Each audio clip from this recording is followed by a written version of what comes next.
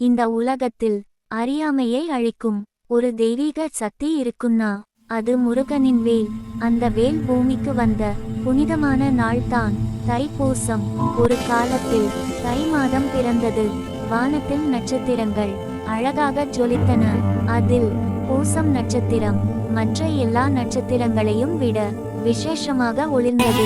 அன்றுதான் முருக பக்தர்களுக்கு மிக மிக புனிதமான நாள். ஆனா குழந்தைகளே, தைப்பூசம் ஏன் இவ்வளவு முக்கியம் தெரியுமா? அதற்கு பின்னால ஒரு அற்புதமான கதை இருக்கு. ஒரு காலத்தில் சூரபத்மன் என்ற அகந்தை நிறைந்த அரக்கன் இருந்தான். அவனுக்கு தன் பலத்தின் மேல் அளவுக்கு அதிக பெருமை. தேவர்களை அவன் அடிக்கடி தொந்தரவு செய்தான். யாகங்கள் அழிந்தன, பூஜைகள் நிறுத்தப்பட்டன. பயந்த தேவர்கள் எல்லாம் சிவபெருமானை தேடி கை கூப்பி நின்றார்கள். ஐயா, இந்த தீமையை அழிக்க யாரும் இல்லை என்று கதறினார்கள். சிவபெருமான் அமைதியாக கண்களை மூடினார். இந்த உலகத்தை காக்க ஒரு தெய்வீக சக்தி பிறக்க வேண்டிய நேரம் வந்துவிட்டது என்று சொன்னார். அந்த சக்தி தான் முருகன்.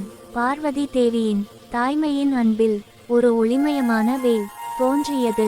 அந்த வேல் ஒரு ஆயுதம் மட்டும் இல்லை, அது அறியாமையை அழிக்கும் அறிவு, அகந்தையை உடைக்கும் பணிவு. தைப்பூசம் என்ற புனிதமான நாளில் பார்வதி தேவி அந்த வேலை தன் மகன் முருகனிடம் அன்போடு வழங்கினாள். மகனே, இந்த வேல் தீமையை அழிக்கும், நல்லவர்களை காக்கும் என்று ஆசீர்வதித்தாள். முருகன் புன்னகையுடன் வேலை ஏற்றார். அந்த புன்னகையிலே தைரியம் இருந்தது, கருணையும் இருந்தது.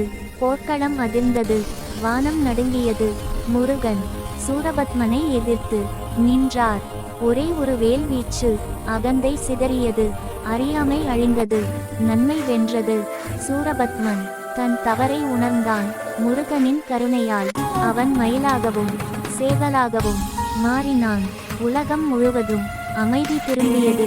தேவர்கள் எல்லாம் முருகனை வணங்கினார்கள். அன்று முதல் தைப்பூசம் என்ற நாள் முருகனின் வெற்றியின் நாளாக கொண்டாடப்படுகிறது. இன்றும் குழந்தைகளே, இந்த நாளில் பக்தர்கள் பால் குடம் எடுத்து காவடி சுமந்து முருகனை வழிபடுகிறார்கள்.